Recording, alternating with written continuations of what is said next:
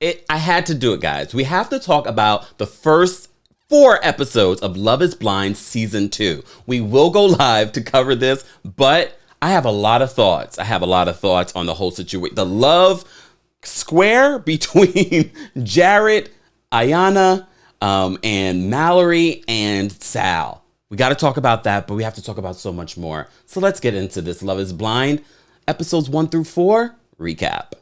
Welcome back to the Kempire Daily YouTube channel, where you get daily and consistent hot topics in music, entertainment, reality TV, and so much more. As always, be sure to like this video, subscribe to the channel, and hit that notification bell so you never miss out on breaking news when we go live or when we upload. Guys, I did not know I could cry. I could love is Blind, because the first season, it was good. It was good. But I didn't feel as excited about the couples as I am with this new season.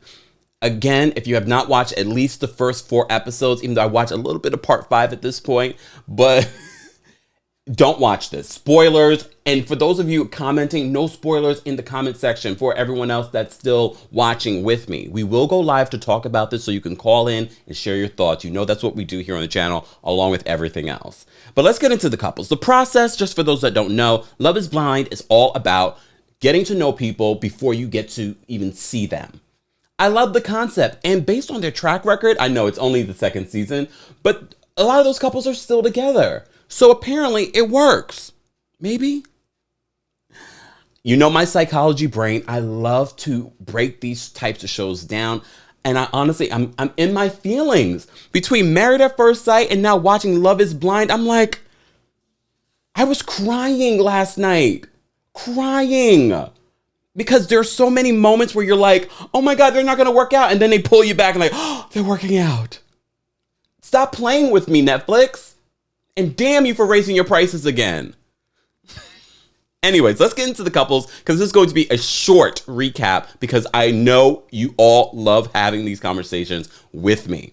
Let's just go through some of the couples. And I honestly did not expect this. And this is just a little bit of episode 5. Danielle and Nick are the first to get engaged. So we don't really see them in the first 3 or 4 episodes, okay? They get engaged very quickly, but to find out Nick is such a pot stirrer. When they're all in Mexico, Nick is just a pot stirring. And then he gets into a little tiff. That's a spoiler. A little tiff with Danielle, because she's like, she was sick. You know, she's in Mexico. She ate the wrong thing. She was sick, but he decides, I think that's producers. He had to go be with the other couples to let them know what's going on. But I think she expected him to come back a little bit, quicker than he did. He spent 3 hours. But she was like, I was watching, I saw, and then I went to the closet and cried. She's very insecure. So I'm trying to be very understanding. She's coming from an insecure place, but I didn't expect this couple to have the issues that they're having. Okay. But we'll move on. Before we move on, let's just talk about the couple, Shaina and Kyle. As you already know, if you've been following Shaina and Shayne, who I thought was going to be the F-boy, so far, he's actually turning out to be a lot more sweet and sensitive than I thought. I can't stand the voice still. Is he still quirky and weird? Yes. And it's interesting to see how him and Natalie are working, and how she's being the more goofy and silly one, and he wants to have more serious conversations. You just never know with people. But let's talk about Shaina and Kyle, because Kyle proposes to her. This is right before Shaina decides, I'm going to go tell Shayne, because I just got engaged to Kyle. I'm going to tell Shayne that I do have deep feelings for him. Girl, Kyle is going to see this later. Well, they get to Mexico and they have a good night together, but she's like, I want us to sleep in separate rooms tonight, which I can appreciate. You just met this person. You don't have to sleep with them on the first night. And I mean, even if you're sleeping in the bed and nothing's happening.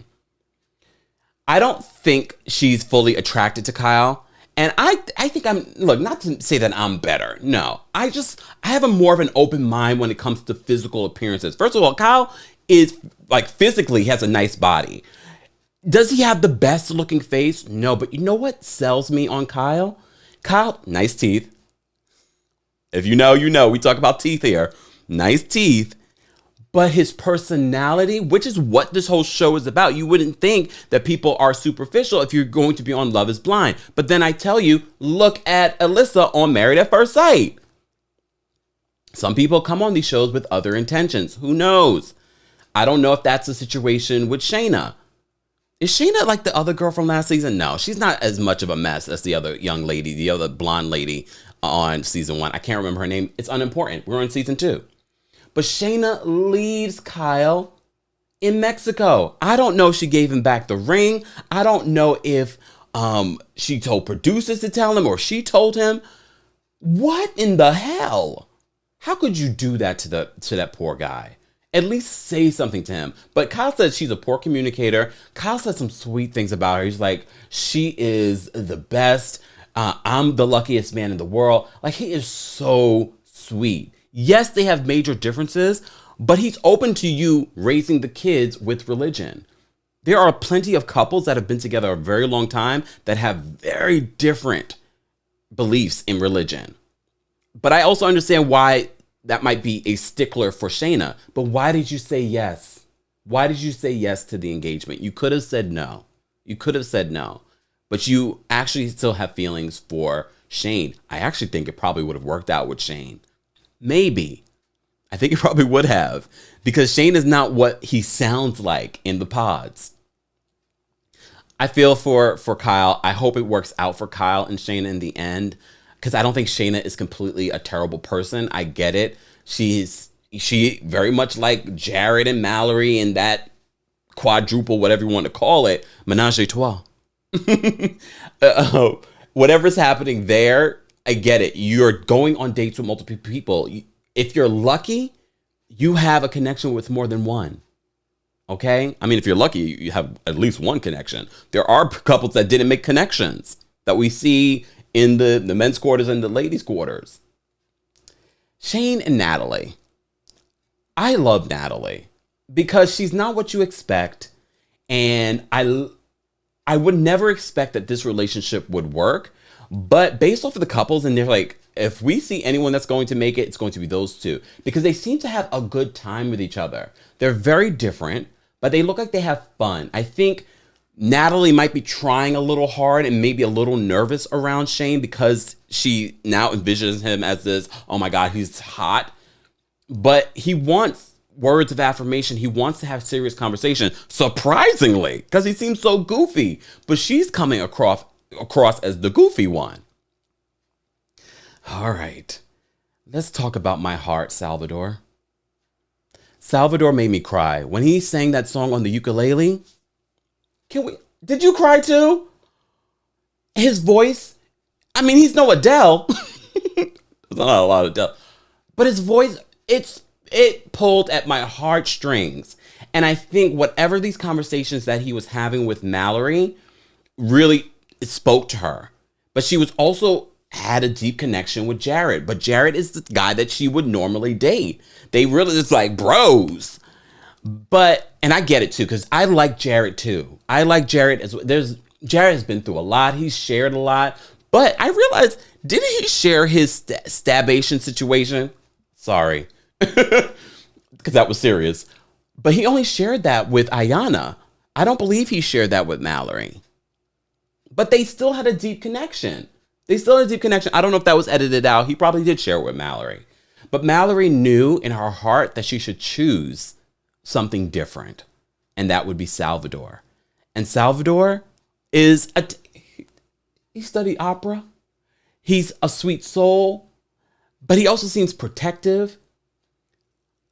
When he sang that song on the ukulele, y'all, I need to go replay that scene because that was such I literally did rewind the scene. I was like, no, this is beautiful. This is amazing. I could cry right now. I won't. And I know some of you probably like hate Mallory because of what happened in Cancun when all the couples met. I know some of you are hating on her. We have to remember, guys, these people are trying to find love. They're trying to figure this out. I respect that they're not ready to just jump into marriage. They need to make sure that this is right for them. They have hit a roadblock in their lives and they've come on the show to get married, to, really find love. I can't be mad at a Shayna or a Mallory that might be apprehensive. You can't. Could they handle it better? Yes, of course. But I'm sure you can probably say the same about some of your exes. I had an ex break up with me via text. At least it wasn't a post-it like Carrie in Sex and the City. And I'm sure people have had other worse situations. Some people have seen their ex cheat on them right in front of their faces. So it's a process. It's a process, and I appreciate it. But Mallory does choose Sal. And at first, you know, we're body language experts. When she first saw him, she looks off to the right. And I said, and then she's alluded that she might not be physically attracted to him. But later on, when they're in Mexico, she's like, no, I am physically attracted to him. And I get it. He's not the most stellar, you know, good looking person, but he makes up for that in so many other ways. So many other ways. And then they did get physical. And it's the quiet ones that you need to watch out for. It's the loud and bold ones that you're like, oh, that wasn't nothing. And he's Latin. And he will pull out the ukulele and sing a song to you? Sal, if you ever want to go to the other side, look, if you ever want to go to the other side, the energy. I have given up my F-boy days. And when I say F-boy, not me personally, when it comes to dealing with the bad boy, that was like 2000 probably. That is not me. I think we all go through that phase where we want that bad boy. And I don't even think Jared's a bad boy. He is not your typical bad boy. Jared is down to earth. I like him. I think he's funny. He got so emotional when Mallory told him that I can't say yes, that I would marry you. Oh, I was crying with him. I was like, oh no. But I also felt for Ayanna. I love the fact that he was honest with Ayanna. But she's like, how do I take this? I don't want to be second best. But according to Jarette, he was like, I was going back and forth. One day I wanted you more. One day. This is the process. I can't even be mad at him, but I get where Ayanna was coming from. Let's fast forward to that awkward where the couples all meet in Mexico. And I felt for Sal. He got his feelings because he saw Jarette and Mallory having a conversation. And damn you, Jarette. Why you had to point out that's not the ring that she wanted? Come on. Yes, they might have a deep connection, but Mallory said it. Mallory was like, you know, Jared's a typical guy that I would have dated in the past, but those haven't worked out.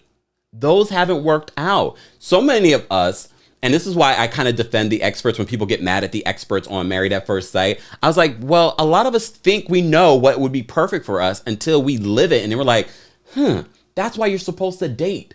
That's why you're supposed to date as much as you can. So you're able to really figure out, what do I really want? What really works for me? And I think Mallory understood that in the pods. And she was just like, typically I would go for a Jarette, but Sal is what I need. Sal is what my spirit needs, what my soul needs. When he pulled out that ukulele, you all like, Kempire, give it up with the ukulele. If you can play a ukulele and sing like Sal, to me, we might get married. I'm in my feelings, y'all. In my feelings.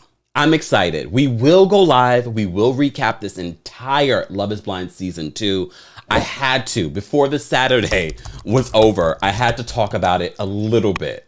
But let's continue the conversation below. I want to know your thoughts on Season 2 of Love is Blind on Netflix.